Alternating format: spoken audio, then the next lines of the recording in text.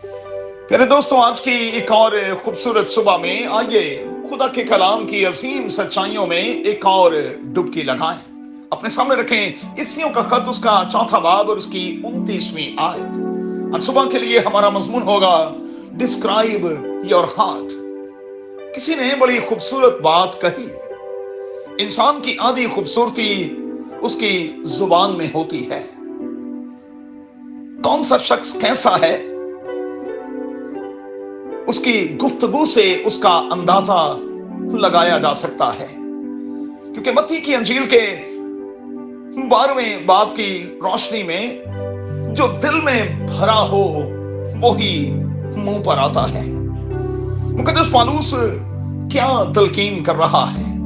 वो इफिसस के मसीहियों को हदायत कर रहा है कि कोई गंदी बात तुम्हारे मुंह से ना निकले, बल्कि वही जो जरूरत के मुआफिक तरक्की के लिए अच्छी हो। सो बतौर मसीही के हमें करप्ट कम्युनिकेशन से बचना है। हमें बतौर मसीही के दिल के भी और जुबान के भी हाई मार्क पर होना है। सो बतौर मसीही के अपने दिल का और अपनी जुबान का हमेशा ख्याल रखें, इनकी खूब हिफाजत करें, क्योंकि जिंदगी के यही तो सरचश्मे हैं।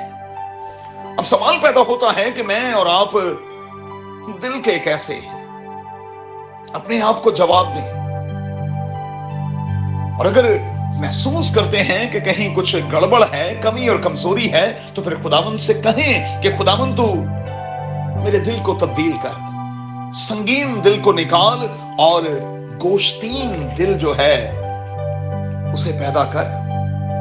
दिल की सख्ती, दिल की कुड़न और जलन के लिए खुदावंद से दुआ करें कि ये हमेशा के लिए जाती रहे, और दुआ करें कि कादिर खुदा हमें मुकाबलेबाजी की रूह और हर बुराई की जड़ को दूर करने का फजल भी बख्शता रहे। शायर का कौल क्या है? दिल तब्दील कीता यस्सु मेरा आपे, अपने लहू दी कीती ओदे उत्ते छापे। क्या मुझ पर और आप पर ऐसी छाप है? जरा चेक तो कीजिएगा। याद रखें, बाइबल का खुदा दिलों और गुर्दों का जांचने वाला है। हम किसी को उसकी जाहिरी सूरत से देखते और फिर अंदाजा लगाते हैं कि वो कैसा है, लेकिन बाइबल का खुदा दिल को देखता है। मैं और आप दिल के कैसे हैं?